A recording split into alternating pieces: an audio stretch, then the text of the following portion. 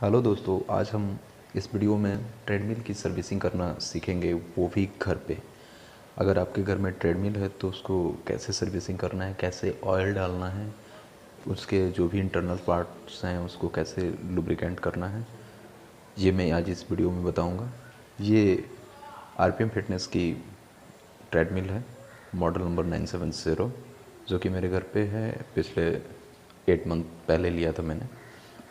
तो इसकी सर्विसिंग करके मैं दिखाऊंगा आपको। सेम ऐसे ही अदर ट्रेडमिल्स की आप कर सकते हैं। इसके साथ मुझे ये टूल्स मिले थे, वही टूल्स मैं यूज करने जा रहा हूँ। और ध्यान रखें कि आप हमेशा जब भी सर्विसिंग करें तो उसके ऑन टूल्स को यूज करें, बिकॉज इसमें जो टूल्स दिए हुए होते हैं पूरी तरह से कंफर्टेबल होते हैं इस पूरे मशीन के लिए। पहला स्टेप है, आप इसको डस्टअप कर लें, यानी कि क्लोथ से साफ़ कर लें। क्या होता है कि जो डस्ट होता है, डस्ट के थ्रू इंटरनल पार्ट्स जो होते हैं वो काफ़ी ख़राब हो जाते हैं डस्ट जाने की वजह से। तो सबसे पहले हम डस्ट को क्लियर करेंगे कि पहले डस्ट साफ़ हो जाए, ताकि ऑयल वगैरह लगाने में प्रॉब्लम ना आए। नहीं तो ऑयल के साथ डस्ट मिक्स हो जाते हैं।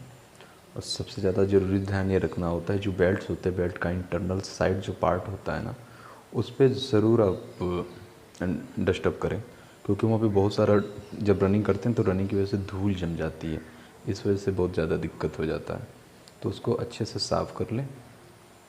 अब हम दूसरा स्टेप यूज करते हैं, वो है ऑयलिंग का। ये ऑयल हमारे साथ उसमें मशीन के साथ ही मिला हुआ था, तो वही वाली ऑयल मैं यूज कर रहा हूँ आज। ऑयल डालने के लिए सबसे बेस्ट तरीका है, मशीन को आप टिल्ट करें। टिल्ट इसलिए करना है क्योंकि जो बेल्ट होती है ना, बेल्ट तो उतना ज़्यादा ऊपर आती नहीं, तो टिल्ट करने से बेल्ट थोड़ी ढीली रहती है और साइड में जगह बन जाती है। तो हमें जो लुब्रिकेंट ऑयल है उसको अंदर डालना है, ताकि जो बेल्ट की प्लेट है उस पर चली जाए, जिससे कि जो ऑयल है वो अंदर तक चली जाए।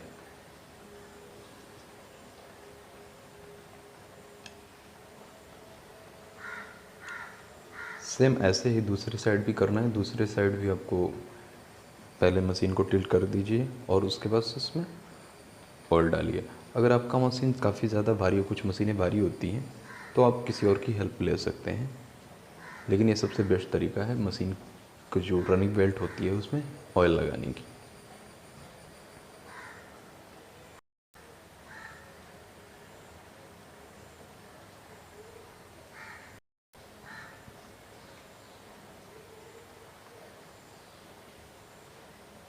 अब स्टेप 3 में आते हैं। अभी इसमें हम जो हमारा जो मोटर के ऊपर का कवर पार्ट होता है उसको हम ओपन करेंगे, बिकॉज मेन जो सिस्टम होता है वो इस कवर के ही नीचे इंस्टॉल्ड होता है। तो इसको हम पहले ओपन कर लेते हैं। और उसको ओपन करने के लिए मैंने वही जो टूल्स आई थी उसी टूल्स को यूज कर रहा हूँ, क्योंकि वो सबसे कंफर्टेबल टूल है। और ये टूल्स का फ़ायदा ये होता है कि आप इससे थोड़ा कम ज़्यादा टाइट या डाउन भी कर देते हैं तो भी टूटती नहीं है, और इसके लिए कंफर्टेबल होता है। इसलिए आप इसी टूल्स को यूज किया करें। आप अच्छे से सारे कवर्स खोल जाए, क्योंकि अगर आप एक भी नट्स कम ज़्यादा वो करेंगे तो हो सकता है कि आपका कवर पार्ट डैमेज हो जाए। तो सबसे पहले ध्यान देना चाहिए कि मुझे कितने इसमें नट खोलने हैं, वो सारी चीज़ें आपको जानना चाहिए। एक बार खोलने से पहले आप इसको पूरा ओवरऑल चेक कर लें कि टोटल उस कवर पार्ट में कितने नट्स लगे हुए हैं। जैसे कि मेरे इसमें 4 नट्स लगे हुए हैं, किसी और मशीन में हो सकता है 5 या 6 भी हो सकते हैं, या 3 भी हो सकते हैं।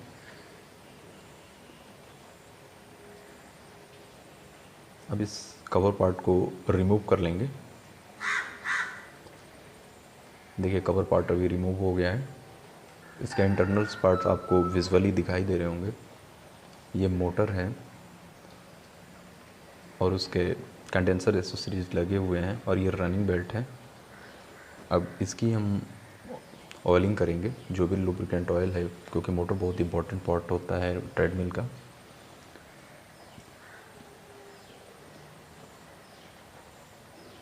पहले इसको हम डस्टअप कर लेंगे, यानी कि कई बार क्या होता है कि थोड़े बहुत धूल वगैरह अंदर भी चले जाते हैं जब हम रनिंग करते हैं तो रनिंग बेल्ट के साथ, तो उसको हम साफ़ कर लेंगे, क्योंकि सर्विसिंग का मतलब ही होता है उसके इंटरनल पार्ट को अच्छा करना। तो हम सबसे पहले इसके रनिंग बेल्ट को साफ़ कर लेंगे, और मोटर्स को भी साफ़ कर लेंगे, अदर एसेसरीज़ जो हैं उनको भी साफ़ कर लेंगे। ये सब साफ़ करने के बाद से हमें अपने पावर सप्लाई की ओर जाना है और मेन पावर सप्लाई ऑन कर देना है। मेन पावर सप्लाई ऑन करने के बाद से हमें मशीन को स्टार्ट करना है और ध्यान रहे कि मशीन को हमें स्लो स्पीड में मूव कराना है, क्योंकि हमें ऑयलिंग करनी है। इसलिए मशीन हमारी, देखिए मशीन स्टार्ट हो गया अभी। अब हम इसमें ऑयल डालेंगे, क्योंकि जब रनिंग मोड में रहेगा तो ये जो रनिंग बेल्ट है एक रोलर से होकर गुजरती है। ये रोलर आपको दिखाई दे रहा है, इस रोलर के साइड में हम वो डालेंगे ऑयल, बिकॉज रोलर वायरिंग के साथ मूवेबल पार्ट होता है, तो सबसे ज़्यादा काम इसका रहता है, क्योंकि इसी के थ्रू हमारी रनिंग बेल्ट मूव करती है। इसको अभी वो करने के बाद से अभी नेक्स्ट हमारा दूसरी साइड जो पुली होती है जो मोटर के साथ कनेक्ट होती है उसमें हम ऑयल डालेंगे, ताकि उसमें भी ऑयलिंग हो जाए। फिर मोटर के पार्ट्स में ऑयल डालेंगे, क्योंकि ये सारे पार्ट मूवेबल होते हैं, इन सारे पार्ट को ऑयलिंग करना ज़रूरी होता है। 2 to 3 ऑयलिंग करना चाहिए, अदरवाइज आपकी मशीन ख़राब हो सकती है। फिर उसके बाद रनिंग कंडीशन में ही अपने बेल्ट्स को साफ़ कर देंगे, फिर कवर को दोबारा लगा देंगे। कवर को लगाते टाइम भी ध्यान रखें कि आप अपना जो भी नट्स और बोल्ट्स हैं उसको सही यूज करें। अगर दूसरे साइज़ का नट्स लगाएंगे तो मे भी टाइम लग सकता है आपको टाइट या करने में, तो आप उसी को लगाएं। और हमेशा ध्यान रखें खोलते टाइम और बंद करते टाइम कि आपका जो नट है वो सही है और वही यूज करें। और नट को हमेशा अच्छी तरह टाइट कर लें, नहीं तो अगर आपने थोड़ा सा भी स्लो किया तो आपका मशीन सही सलामत नहीं चल सकता है। अभी नेक्स्ट हमारा स्टेप रहेगा कि हम सारे इसके जितने नट बोल्ट्स हैं, ऑल पार्ट्स, जितने भी नट बोल्ट्स हैं सबको टाइट करेंगे एक एक करके, क्योंकि हम जब रनिंग करते हैं तो मशीन तो हमारी दौड़ने की वजह से मूव होती रहती है और मशीन हिलती भी रहती है, तो उस वजह से हमारे जो अदर नट बोल्ट पार्ट्स हैं वो काफ़ी स्लो हो जाते हैं और उनको टाइट करना बहुत ज़रूरी होता है। अगर उन ढीले रहेंगे तो एक दिन ऐसा हो सकता है कि आप जब रनिंग कर रहे हो तो उस टाइम भी कुछ अनहैप्पीनेस हो सकता है। तो इसलिए आपको वो रेगुलरली, मतलब कि जब भी सर्विसिंग करते हो आप टाइट करना ज़रूरी रहता है। आप उसे अच्छे से टाइट कर लें। इसके जो भी टूल्स होते हैं उसी टूल्स के साथ वो इंक्लूड रहता है, जो टूल्स आते हैं उन्हीं टूल्स से वो सारे नट बोल्ट टाइट हो जाते हैं, तो आपको एडिशनल टूल्स लेने की कोई ज़रूरत नहीं है।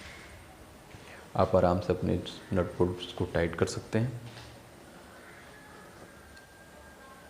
और जब नट बोल्ट टाइट कर रहे हैं तो उसके बाद से उसकी मूवमेंट भी चेक कर लेनी चाहिए, कि ताकि जैसे आपका जो रनिंग कंडीशन की बेल्ट्स हैं या फिर उसके नीचे के व्हील्स हैं वो मूव कर रहे हैं नहीं कर रहे। ऐसा नहीं कि कहीं आपने बहुत ज़्यादा टाइट कर दिया बाद में वो मूव ना कर, तो आपको जो भी टाइट करना है उसमें अपना ध्यान रखना है कि सारी चीज़ें मतलब सही रहनी चाहिए।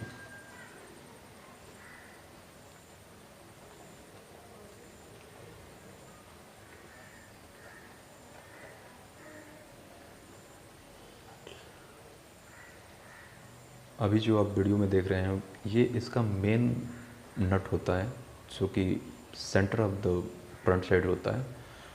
इसको आप ज़रूर टाइट कर लें। कई बार ये भी ढीला हो जाता है क्योंकि इसमें नीचे वाली जो प्लेट लगी होती है उसके ऊपर ही मोटर वगैरह इंस्टॉल किए होते हैं, तो इस नट को भी टाइट कर लें। अब हमारा परफॉर्मेंस चेक करने का कंडीशन हो गया, भाई परफॉर्मेंस चेक कर लेते हैं इस मशीन की। स्विच ऑफ सप्लाई को ऑन कर दिया। हाँ, रनिंग करने से पहले ज़रूर ध्यान दें कि आपका ये सेफ्टी क्लिप ज़रूर आपके साथ बॉडी के साथ अटैच हो। ये मीटर्स हैं, टाइम है, दूसरा डिस्टेंस है, तीसरा कैलोरी है, चौथा पल्स रेट दिखाता है, इसमें स्पीड दिखाता है और इसमें जो भी चलता रहेगा टाइम के सामने टाइम वगैरह दिखाता रहेगा, डिस्टेंस पे डिस्टेंस। ये स्टॉप और स्टार्ट बटन है, इससे स्पीड बढ़ाते हैं, इससे स्पीड स्लो करते हैं। ये प्रोग्राम है और इससे मोड चेंज करते हैं। अब चलते हैं इसकी रनिंग कैपेसिटी चेक करते हैं। पहले सेफ्टी पिन को लगा लेंगे। Ready, start, go.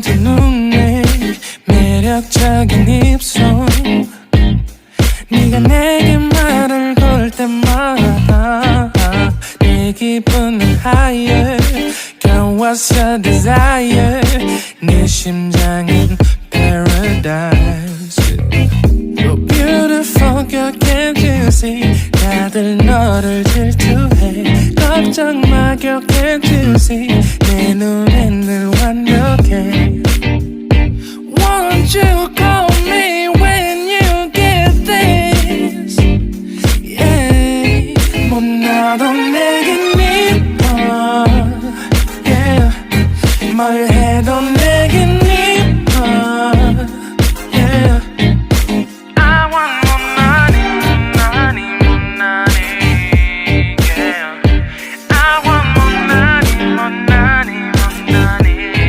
못나도 내겐 이뻐 Yeah 뭘 해도 내겐 이뻐 Yeah I want more money, more money, more money Yeah I want more money, more money, more money अभी हम लोगों ने इसकी रनिंग कैपेबिलिटी चेक की कैसा परफॉर्मेंस है इस मशीन का।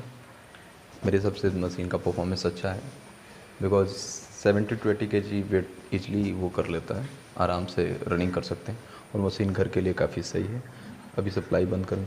दोस्तों अगर आपको ये वीडियो पसंद आई तो प्लीज़ लाइक करें और ज़रूर शेयर करें और चैनल को सब्सक्राइब